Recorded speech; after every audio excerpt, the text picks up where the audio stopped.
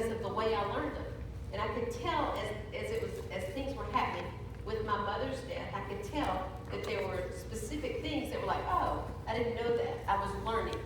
And so after a while, I started writing those things down because I didn't want to forget them. And so when all was said and done, in the middle of January when she died, then I decided that I would put all those things together. And I prayed, Lord, if this is something of you, it's hard to tell if it's a story for everybody or if it's a story for me. Very, very difficult to divide those two. And I prayed, Lord, if this is you, and it is your word that you've taught me this for the purpose of teaching others, then would you open up a way that I could teach that? And so there's a book club that, and it is in Humboldt. And Leslie, about how old are what's the ages go from what? I would say from probably mid-60s to 90, 85, 90. Yeah, mid-60s to somewhere, 90s. And so there's like 18 of them. And so they have this book club, and they eat dessert, and they bring a book, and they have a talk. And that talk can be about dirt, if that's the speaker. It can be about anything in the world. And so they have just about a 10 or 15-minute talk. And so they asked me what I teach, and I said, would you care if I teach this, what I learned? And after it was over, I realized that those people were affected, and that they called their children, and their children are some of my friends. And so they called, they said, what in the world did you tell Mom? She's so excited about death, and just things like that. And so I started praying about a time that I could share that with y'all, if that was the Lord. And so we finished up Titus, and I thought it would be a good time. And it wasn't until after I was writing it down and knew that it was going to be that I realized it's the Tuesday before Easter. So I didn't plan that part of it, and I'm just so excited because I think it's so fitting. And so I want to make sure, this is my only thing I need to say before we delve into this, is that we had her funeral, and she was honored, and she, to me, was the best mom in the world. But today, this is not to honor her.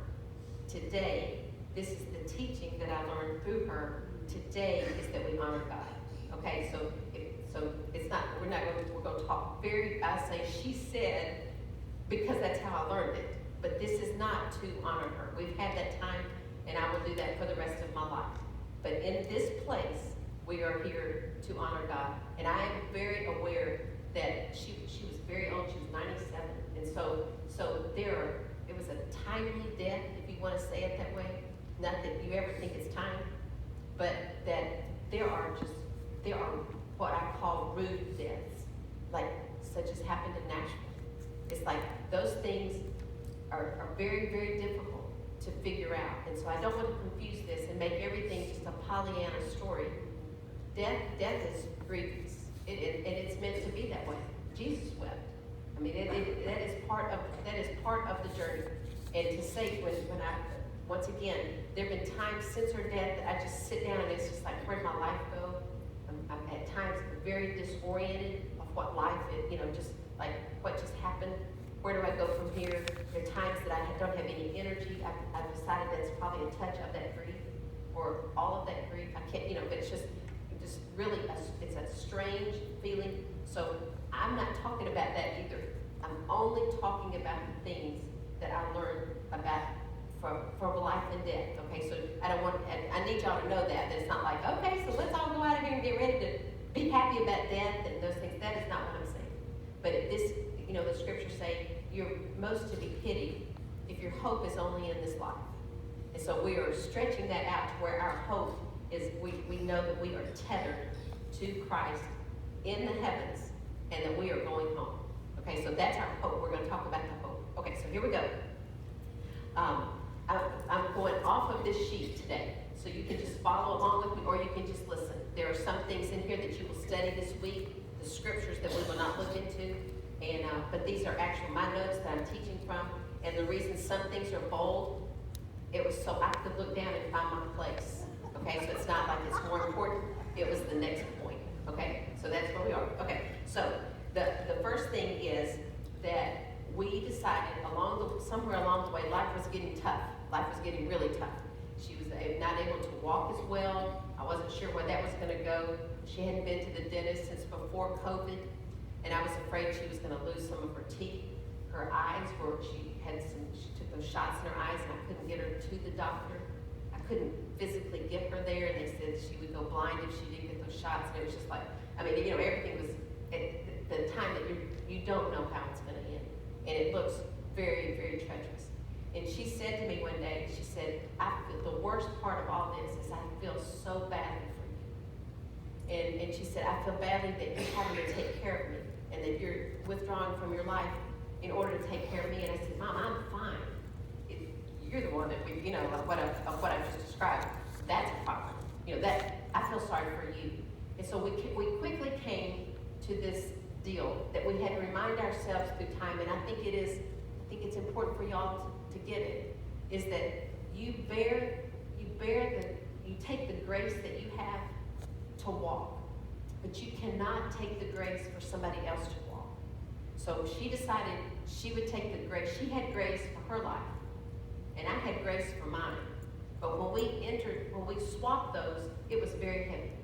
I didn't have the grace to be at a place that I couldn't walk well, that I didn't know what was coming. I didn't have the grace for that. It felt so overwhelming that I lost my peace. And when she put herself in my place of being younger, able to go and not going, withdrawing from things in order to take care of her, she lost her peace. So I think there's something in there that we need to look at. The scripture that you will look up this week for that, I just want to explain it. It's not a great, it ties in, it's not exact. I'm stretching just a little, okay, on the scripture of what I feel like it talks about. But in Galatians, you will read this week where it says, in one verse, verse 2 of this chapter, it says, for we bear one another's burdens. Okay, so in this situation, I'm telling you, it's not that we just say, okay, I'm going to keep the grace I have and I'm not going to bear your burden. You have grace in bearing the burden for yourself. In verse 5, or maybe 6, but it's like this far away. Verse 2 or verse 5 and 6, whichever one it is, it says, and each man must carry his own load. One time, right there in the same thought, it says that you bear the burdens of each other and each man must bear his own load. And that's what I think it's saying, is that we do what we can to take care of each other, but there comes a time, there's some things that we carry. And that we have to seek the Lord on those things. Lord, give me the grace to carry the backpack you've put on my back. And what do we do with the burdens of each other and for ourselves? How do we bear those burdens? We walk along, but we don't go to sleep carrying those burdens. He says, cast your burdens on me because I care for you. We take their burdens, we care for one another, we do what we can to encourage one another, to be there, grieve with one another, cry with one another, whatever it takes. But in the end, we turn that over to the Lord. We're not made to carry these burdens. And the Lord is married. He is made to carry those burdens. Okay, that was point number 1. Number 2, she called me into her room. This was near the end, and she said, I want you to sit down. And I've told y'all this before. I'm always thinking she's going to sit me down and tell me what a good daughter I've been. I'm always sure of that. When she says sit down, I just know that's what she's going to say. And, thank you for taking care of me, whatever. And I love you and those things. And she said, sit down here. I need to talk to you about the end of life. And I said, okay. So I take a breath and I sit down, and she said, I just need you to know. And this is the first thing she said. I mean, she didn't even preface it. She said, I need you to know I'm not going to miss you. And I was startled. And it was like, almost like, at first, she was so gentle. So I gave her the benefit of the doubt, but it almost felt like a slap in the face, like, I'm out of here, baby, and, so long, I'm not even, I'll never look back. But how that has played out, I think, is meaningful for all of us. And she was saying, she said, I'm going to be with Jesus, and you are not coming. You have work to do, and you need to do that work. And she said, I'm leaving you in great hands, because your Father cares for you. And those are the hands you'll be left in. Oh, okay, so she said, I know it is. And so she said, but I am going to be with Jesus. He's going to be with you, but I'm going to be with him. And she said, and I don't want you to live in this, wait a minute, I'm going to have to wait. She didn't go on to say this. But what I heard was, I didn't have to live in this yearning. You know what it's like when somebody's away from each other and they're saying, I miss you so much, and you're saying, I miss you so much, and how that pulls you together, that you just have to live with this little thought in the back of your head, I wish I could, I wish I could. And what she was saying is, don't live like that. It freed me from every day thinking, we're not together, because she's not missing me. You see the difference? And so I don't know if it's coming across cruel like it did to me at first, but it wasn't long till it was just like, oh, she's unhitching her wagon. You're talking about cutting apron strings. She's like, she's buzzing it through, and she's saying, don't live like that. You don't have to worry about me. Live your life. And there are good things coming. Okay, so that's that. So what that has done is it gives me permission to enjoy life. But I didn't know it would play out like that. But there were really fun things on the end of that, after she died. There was something, just fun things that I could do. And I could go and not think, oh, I shouldn't be doing this because this is a time of grieving. Instead it was like, she's not grieving. Do you see how it played out? It's like, I'm free to go. I don't have to look back. Certainly, we look back. I think you got it, right? I mean, it's not that you forget the person. It's just, you're not stuck there. This is life, and God calls us forward. Okay, so I want you, and she said, I want you to know that you will come to me in time. And so I want to read something to you because many of you have other stories, and I just want you to see this. It's 2 Samuel 12, once again. It was too difficult in the chronological Bible. We would spend all our time trying to find the page number. Okay, so we're going off this sheet today. Okay, so 2 Samuel 12. The story is David is married to Bathsheba, and they have this son. And he is sick unto death. And David is not eating. He is grieving.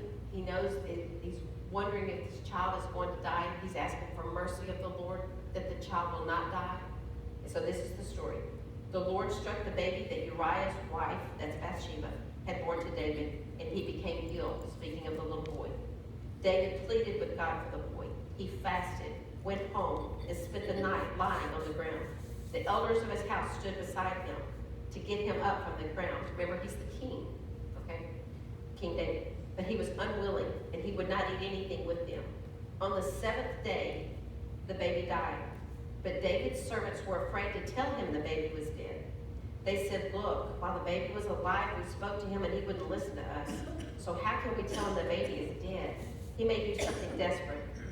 When David saw that his servants were whispering to each other, he guessed that the baby was dead. So he asked his servants, is the baby dead? He is dead, they replied. Then David got up from the ground. He washed, anointed himself, changed his clothes, went to the Lord's house, and worshiped. Then he went home and requested something to eat. So they served him food and he ate. His servants asked him, what did you just do? While the baby was alive, you fasted for that week, is what that means. Fasted and wept. And when he died, you got up and ate food? He answered, while the baby was alive, I fasted and wept because I thought, who knows? The Lord may be gracious to me and let him live. But now that he is dead, why should I fast? Can I bring him back again? I'll go to him, but he will never return to me. Isn't that something? I'm going to see him. There's a man, and his name is many of you even know these people. I don't. I've just heard them speak or been in their presence, but I don't know them. His name is Jacob Chamberlain, and his son is Noah. And Noah is the little boy that was in the woods out south, and he got away from the grandmother, and then the snow came and all that, and days, 4, 5, 6 days. Anybody know specifically something like that? 5 days later, the little boy was found dead. 2-year-old little boy. And so Jacob is the father, and he ended up speaking at the funeral, and some say gave the best description of the gospel they had ever heard. As life goes, he ended up coming on staff at Fellowship Church and is now the pastor of the church out south. You know, they're like, if you have like sister churches or off-campus churches, I don't know what you call those. Satellite churches, thank you. And he's the pastor there. So they interviewed him 5 years after that death to talk about all those things, okay? So he was talking, and he said, and he was talking about the grief and what had come up, you know, and he said, but what I tell myself, and this was, like I said, it had only been 5 years since he died when he made the statement. Now I think it's been more like 9. Is that close? It's not too much further than 5. It's about, Okay. it was about 5 or 6. Okay, 5 or 6 years ago. When he spoke, it was 5 years prior to that. And he said, and I tell myself, I'm 5 years closer to seeing Noah than I was. He is looking for the day that he is going to see Noah, just like David looked forward to seeing his son. I am going to see him. I am going to him. I think y'all remember when the lady came and I had her give her testimony, short testimony here. She's given it 2 or 3 times, where she was, her name's Jan, it was Jan Dudney, and she gave her testimony. She was so angry with her brother when he was dying because he wouldn't be mad at God. And Jan wasn't a believer. And so she was furious with her brother, just saying, God has done this to you. Why in the world would you act like this? And God gave her a vision years after he died. And I'm looking at you, so I'm going to tell you, she was sitting at the prayer garden at USJ when this story happened. But God just opened up, she kind of went into a trance, like there was a man with her that she ended up marrying, Warren Strickland. Warren was with her in that prayer garden and saw her just kind of go into this place of sleep, it looked like. And she was there for over an hour. And God took her to heaven. And she saw her brother, but her brother didn't see her.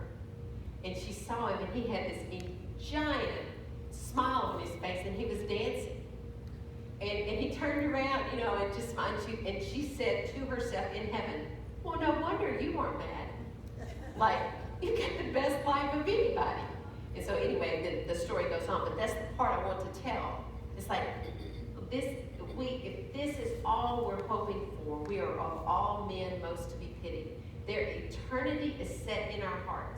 That's what Ecclesiastes says. There is something in us that yearns for eternity.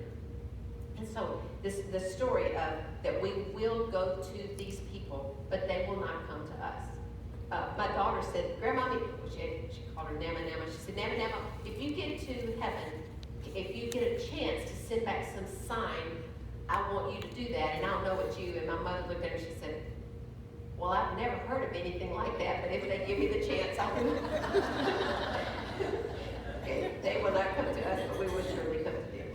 Okay, so in this same setting that I've just told you about, I'm still there. I've interrupted my story many times, but it's been a very short story. She said, sit down. Basically, I'm not going to miss you. And then this is the conversation right after that. And I started crying, and I said, the part that I dread the most is wanting to tell you things that haven't happened. There are things that I just know are going to happen that you've prayed for your whole life that are left unresolved. I want to tell you how that goes. I already want to tell you about your funeral. Did it snow? Did it snow and no one came? She wanted Jeremy and Kristen to sing. How'd that go? She had so many things. I already wanted to tell her that. It was like, it's the unresolved, the unfinished things. And I was explaining it to her, and she looked at me, and you know how when you've got an old elderly parent, for some of you that have that, how you have become the parent and they've become the child? For just a minute in that room, I felt it swap. And all of a sudden, I was the little girl again, and it was the weirdest feeling. And I could tell she was the authority. She was the one taking care of me. And so I'm going to take you back. That's the feeling of what's just happened. And I said, what I'm worried about is I want to tell you these things, and I'm afraid I'm going to be caught in life just so sad over the things that you don't know. And she looked at me and she said, David, I don't care. I was like, it's going from bad to worse. And it's like, you're not going to think of it, you don't care what happens to any of us. And so I said, it arrested me. Like, I quit crying because I was so startled.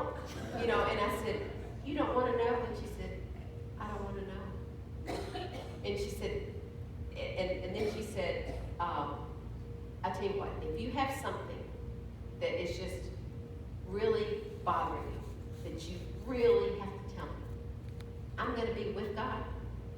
And so you can tell him to tell me if it's good for me. And she said, just tell him. And then if he finds it necessary and good, he'll tell me.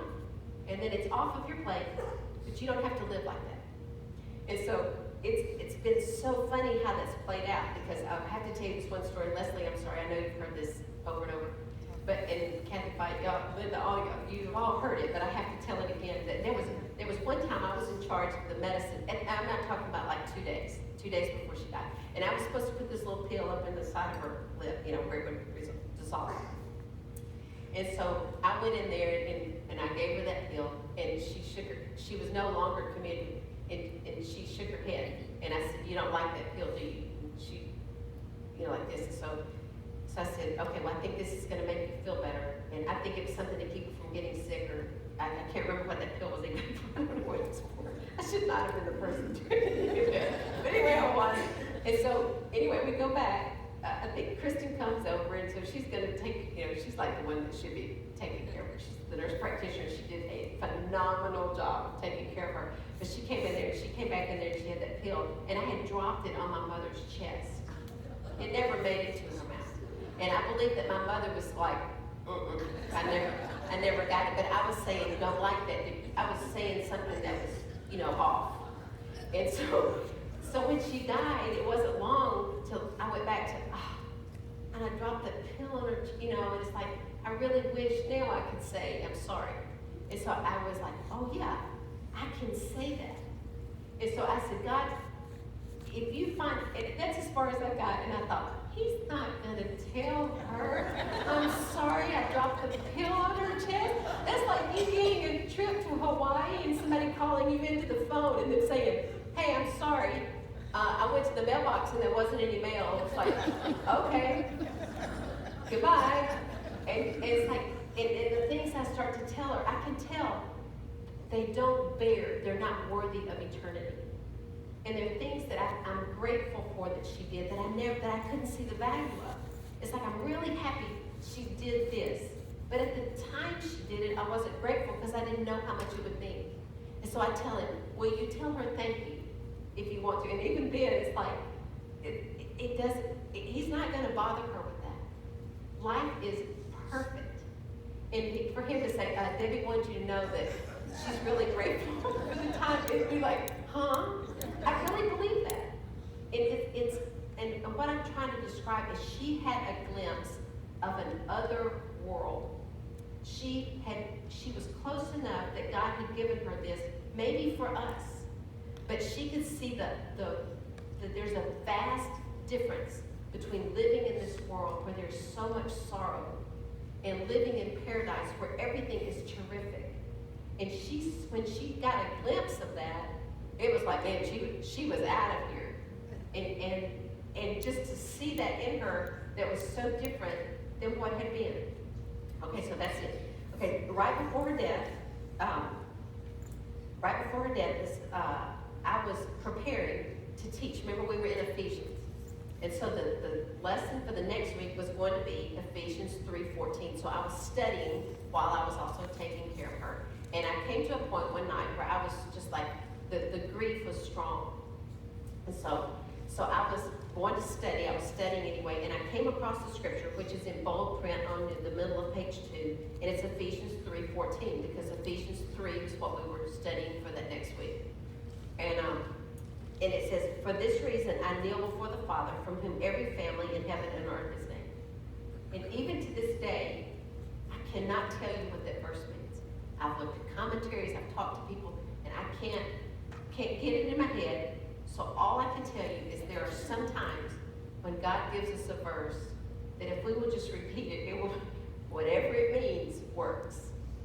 It's because his word is so strong. But what I saw in that verse that captured me was, look at it, it says, for this reason I kneel before the Father, from whom every family in heaven and on earth is named.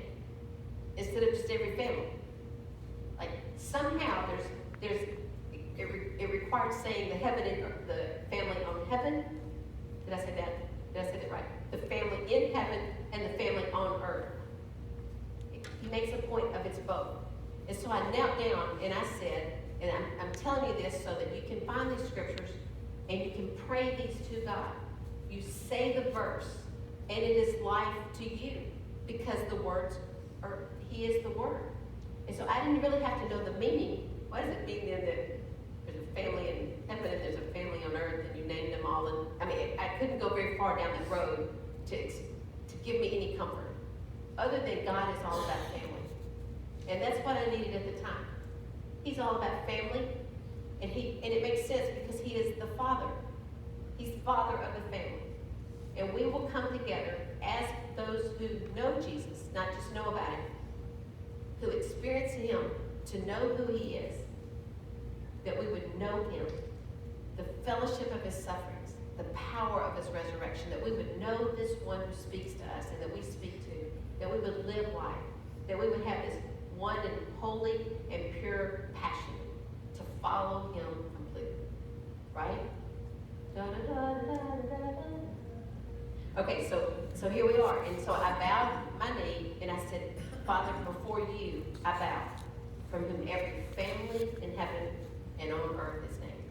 And I know that you're above, and I cannot tell you the peace that came to me, and it stayed with me. It was the boost I needed.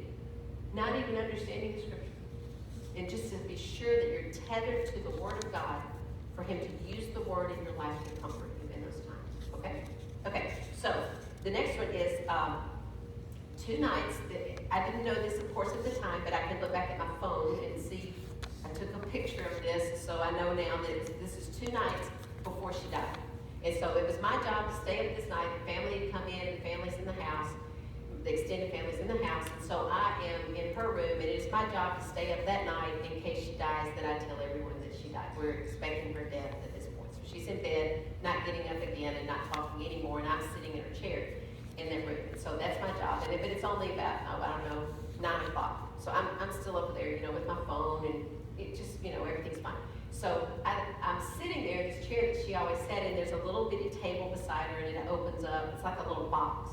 So I thought, let's just see what's in this box. And so I'm over there, so I opened it up, and I found a journal. And it's like, oh, this ought to be nice. And so I got a journal, and I got my phone, and I was, for the camera. I mean, not the camera, for the light. And so I'm looking at it, and when I opened it up, now this is right beside there, so it's a great story. So anyway, so it says Elizabeth McLemore Newman, 72 Oak Haven, Jackson, Tennessee, January 1st, 09. And that's where it starts. I'll show you. I'll put this out here if I can remember. I'll bring it out here if y'all want to see it. Okay. Somebody remind me if I don't do that. Okay. So this is where she started. Well, you open it up, and all these pages have been torn out. They're all gone. What do you think? I think she knew I was going to be in that box. It wasn't for me. All of them are gone. All the pages, you can feel the rubber is, what I'm saying, all the pages. And so there's one page that she left in here, which had to be deliberate, right? Because she tore all the others out. And she left one page, and it has one line on it. And after that, there's something else I'm going to use. Hang on a second. After that, there's nothing in the book. So the whole journal has one line at the very top. Okay? Can y'all see that back there enough to see that it's one line? No? Okay, well there's one line at the top. And this is what it says. So I'm sitting in the dark, and I'm like, I'm so tickled that she would tear that out. So tickled. And I think it was another sign to me that those things are over. Those things are gone. They bear nothing in this life. They're just ripped. Okay? And there's one line, and it says, and it was written 8/29/2015.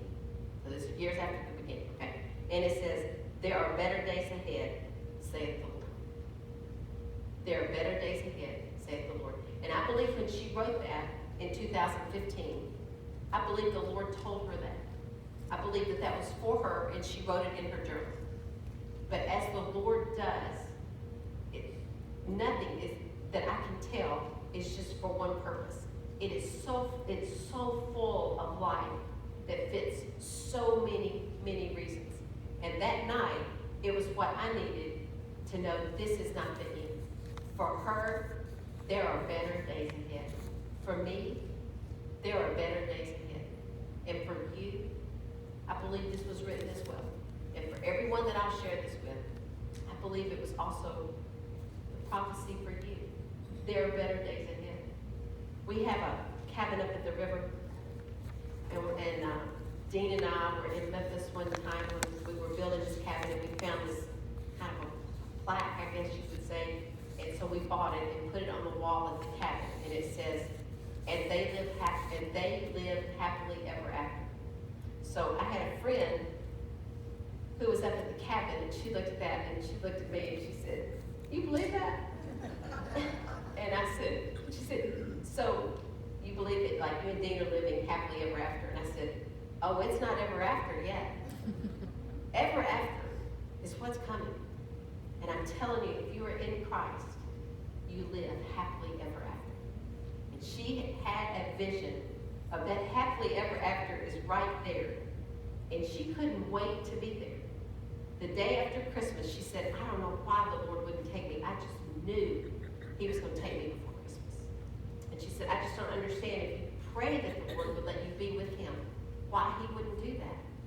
But I could see on this end that the timing was impeccable. It was better than ever. And for us, it was better that she didn't die on Christmas. Although I know that there's some people that have that. But for us, it was a gift that she didn't. And so you look at those things and just think, even at the very end, to the very end and after, God is still our Father, from whom every family is named. And that He is the one who is our Father forever and ever. Okay, so there are better days ahead. Okay, I'm on the last page here. I do want to say this. In grief afterwards, I have found that one of the things that is helpful to me is that if you look back, it's always good to look back and remember. Those are good things. But that we need to remember that we're always pressing forward, not to be with the people who have died. We're pressing forward to be with Jesus. And we will be in that family. But the whole deal, they're not gathered around the throne saying, it's a good thing we can all be together. They're all around the throne. And it's interesting, isn't it, that there's still every nation and tribe. Like, we didn't all become the same. It's still every nation. We still are different. We still have some individuality. And yet, we are one family. And we are all around the throne. And we are saying, you are the one that's worthy. You're the one that made all this happen. You are worthy to receive all glory and power and honor. It is unto you that we owe our lives. And that we realize that there is one who has died for us so that we can live forever. Forever in a place that we don't have to worry about storms. We don't have to worry about our loved ones. We don't have to worry about falling and getting hurt. We don't have to worry about disease. We don't have to worry about anything. It is that Christ has come to redeem His people. And He gave His life so that we could believe in Him and know Him. It's a remarkable story. I believe the thief on the cross is there. I think that story is there in part to show us it's not Him plus us. It's not Him plus us doing any of the sacraments. It's not Him plus us walking it out. It's not Him plus anything. Those things should happen. Should we live? We are to follow Him. We are to be baptized. We are to serve. We are to give. We are to worship. All those things. But should it come down that we can't, He is enough. It is His sacrifice. Or one guy saying, well, yeah, here we all are. And the other guy says, hey, be quiet. This is the Son of God. And He says, will you remember me today in paradise? And he said, yes.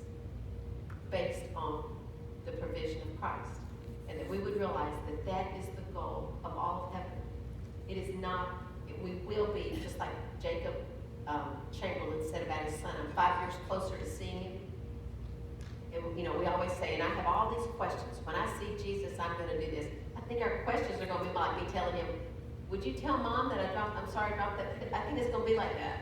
I think our questions are going to be like, never mind.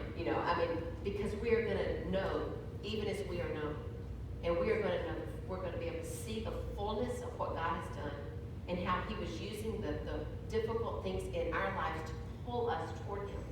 It is in the wilderness that he draws us out, that we are in pain, and that he speaks kindly to us. He uses the adversity in our lives to conform us, that we would be transformed by his word, that we would know him, that we would be built up like living stones, but our lives would be consumed with who he is, and that we would live in that place. So she had the vision of what was to come. After, it was a long months after I was going through mom's stuff, and I found her thing where she had our birth certificates, her birth, the things, like the most important documents. My father's discharge from the army, it wasn't very much, it was just those few documents. But in there, you have these important documents, and there was a postcard in those documents.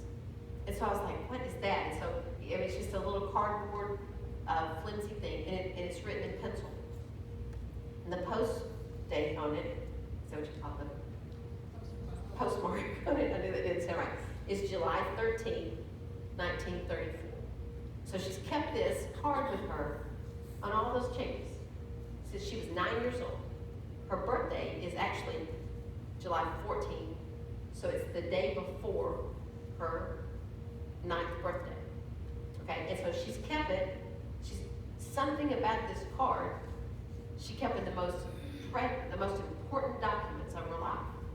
And so I looked at it and I realized it's written to little Elizabeth McLemore. That's what it says, Route 5, Milan. That's all it took to get there, okay? And so evidently she got it, right? And it says, baby, be a good girl. This is from her mother. Baby, be a good girl. I will bring you a birthday present when I come. Remember, the next day is her birthday, on the 14th. Have a nice time today. I heard that you lost your tooth. I'm feeling pretty good. Tell Laverne, Curtis, and Jeanette hi for me. Love, Mother. And her mother died before she ever came home. So my mother would have gotten this, when I told the Humboldt group this, I said, so she would have gotten this like the week afterwards. And Miss Dowsley, if any of y'all know her, Cole Dowsley's mother, if that means anything to y'all, she said, oh no. And I said, what? She said, the mail ran twice a day. And she said, if you mailed it, you had 2 chances that day of it coming. The mail came in the morning and the mail came at night. And everybody got their mail. And she said, she got it on her birthday. She got it. And so, and all the women were doing like this. And it's like, okay, I got it. And so if it was postmarked from Memphis, she said she got it. So she would have gotten it on her birthday when she was 9 years old, and her mother never came home. So the point of this is it's such a sad story. It's just like, And as I was looking at it, it's like, but the sad dies too. Like, she's no longer holding on to this card. She's got her mom. It's like, in whatever capacity is, I don't know. I don't understand, and I don't think the scriptures tell us that. Probably because we would make that the goal. But I'm making that up. That was my own commentary. I'm not sure that you even agree with that or if it's true. But it is a factor that when we die, we think of leaving the good, but we leave the bad too. We leave the heartache. We leave the heavy stuff that we had to carry through life. We leave, like, the burdens are just gone. And so if she had this card now, she would be like, I don't care what, don't you know she would say that? I don't care what you do with it. Because she'd already said, I don't care. I don't care. I don't care. I'm going home. And I just realized they were telling us that there's different, near the end of life, you're going to see that different things start shutting down and the blood will go to the most important places. So you may see like extremities turn a little blue, or, they were just explaining things like that. And they said just things are starting to shut down. And I thought how crazy this story is, because in our lives, when we're going on the greatest adventure of our lives, we pack. And when we're going to heaven, we unpack. Because everything is provided. She doesn't need anything. You unpack this world. So we don't want to spend our lives now packing in for this world. Because we live it. It's nobody, it's to no benefit. So it says, what does it gain? What does it gain? What profit is it? If we gain the whole world, we've got our bags just bursting with things. If you gain the whole world and you lose your soul, what gain is it? Like the things in this life, the treasure of this life is Jesus. And we want to live as he is our treasure, because that is true vision. And that the Lord would give us the vision to say, for me to live is for you to be known. And then to die is just gain. But I could see her physically, it was just like, oh, how funny. Because it was always something when she was going to go visit her sister or something, how we would spend time making sure she had the right pajamas and we had the right, all the stuff in there to be with these people. And she took her medicine and, it just, or toothpaste, I don't know if she took medicine, but she took, the things that she needed. And we would go back over things. You sure you have this? Yes, yes. And in heaven, it's like, you sure you don't have this? Nope, don't have it. You sure you're not doing this? Nope. You sure you're not carrying your own sins? Nope. I'm completely unpacked, ready to go for the adventure of my life. And we just that was just such a vision to me of this card that was so meaningful in this life now means nothing, because the burdens are completely gone, never to bear them anymore. She did have a view of what was to come, and I want to, and it reminded me when she was talking to me, once again, all this conversation was within 5 minutes of what I'm unpacking for you now, except the things I found later and things like that. But the conversation of I'm not going to miss you. If you need to tell me something, I'll be with God. You can tell him. He can tell me if he wants to. And you know those things. That was all just in this little speck of time. And so later on, I thought what she was doing is she was making what I felt after it was all over is I felt the distinction of paths. She's saying there are greater things to come for you. You've still got things to do. I'm leaving you in good hands. God's with you. Do this, and I'll see you later. I'm going here. You see the distinction? And she's like, here you care. Here, I don't care. Here you grieve. Here you don't. And she was saying, here you care how things turn out. Here you don't. You know how they turn out. It has turned out at that point. And so you have this. The distinction is what I believe God was showing me. The distinction of life here and the life to come, which is exactly why Jesus came. And why we were celebrating Easter in the first place is because of the resurrection. And he's saying, if you don't believe in this part of the resurrection, your faith is in vain. That we would keep an eye to eternity, that we would know we are headed home, and that we would live in view of that. So she had a view of what was to come. And later on, I saw that Paul, that we've been talking about his life, he has these 2 young guys that he writes to, one being Titus that we've just studied, and the other's Timothy. And so he writes these letters at the very end of his life, and he's writing to Timothy, who still has work to do. And this is what he says. This is quoted so often, but I want you to get the context of what he's saying. Do you see on the last page it says 2 Timothy 4? Y'all see that? And so Paul says in the letter to Timothy, but as for you see what he's saying? These are your instructions. You, as for you, be serious about everything in this, he's saying in this life. Endure hardship. Do the work of an evangelist. Fulfill your ministry. I think he would say to us, ladies, this is our chance, let's do what we're here to do. And then he says, for do you see the distinction? This is what you do. Now, Paul says, but I'm already being poured out as a drink offering. And the time for my departure is close. I have fought the good fight. I have finished the race. I have kept the faith. There is reserved for me in the future the crown of righteousness, which the Lord, the righteous judge, will give me on that day, and not only to me, but to all those who have loved his appearing. Do you love him? And do we love the idea that we are going to see him? Mom was going to play this song at a funeral probably a year ago, and she was going to do I Can Only Imagine. And at the very end, she said, I think I'm not going to do that song. And I said, okay. And she said, can we change that? I don't want to do that song. I said, sure. And I said, why are you not doing that? And she said, because I'm just convinced I'm not going to dance for the Lord. You know, there's a line in it that says, will I dance for you, Jesus? Will I, and she said, I just know I'm not going to. And so she said, I'm just going to be so in awe of him. I don't think I want that song. I still think the song is terrific, and she was taking it way too literal.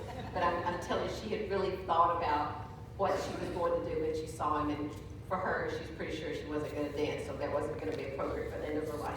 Recently, I'm going to end here. Recently, I got to go to this event in Memphis, and the lady named Lisa Turkhurst spoke. And so I got to hear her speak, and so she was teaching something that was like, God, you just keep telling, you just keep packing this stuff in, and I want to leave with this. And so she said, doesn't it seem like when we grieve that we just want to say, Lord, if you just tell me why. If you just tell me, why did it go like that? Why is life like this? If I just knew the purpose, and this not so much for me because it was the end of her life, and it was only going to get worse if she lived longer. But that's not usually the case. You take the situation in Nashville, and you see where Chad Scruggs, he's teaching, and he says he's teaching weeks before the shooting where his child was killed along with 5 others. And I'm sure y'all seen some of you have seen this on social media. He's preaching weeks before, and he says, and it always gets me when Lazarus dies, that Jesus wept, but he knew what was coming, and he still wept. Did y'all hear it? Did any of y'all see that on social media? That's the pastor. He's preaching that weeks before that became his reality. And so you look at the story of Lazarus that he's talking about. Did Jesus know what was going on? Did Jesus know he's going to bring him back to life? Did Jesus know why? He did. And he wept. Like even in the knowing why, the grief was still there. So it's not just knowing why. Let me give you another example. This is what Lisa Turkhurst told me, is that you have Jesus who's in the Garden of Gethsemane. They've just come from the Last Supper, right? And he says to Judas, go do what you need to do. We know that he knows what's coming. He takes them down to Kidron Valley, and he goes into the Garden of Gethsemane. And in there, he says, Father, let this cup pass from me. Does he know why he's going to the cross? Absolutely, Jesus knows why. Absolutely. Does he know what is going to happen? Yes. Does he know why? Yes. Is it a worthy why? Yes. But what does he say? My soul is grieved unto death. It wasn't the knowing why didn't change the grief. It was knowing God that changed the grief. It was the perspective of not my will, but yours be done. That's where he found his peace, not in knowing why. There's so many things we're not going to know why. But we can say we don't ever want to confuse what we know about God with what we don't know about God. And what we know about God as believers is he's a good father. And he knows what he's doing. He's always just. He is kind. He has prepared a way for us. And he has said, in this world, you're going to have tribulation, but be of good cheer because I have overcome the world. So I want to open this up here at the end. We've got about 10 minutes, and I'm going to use this mic for a reason. So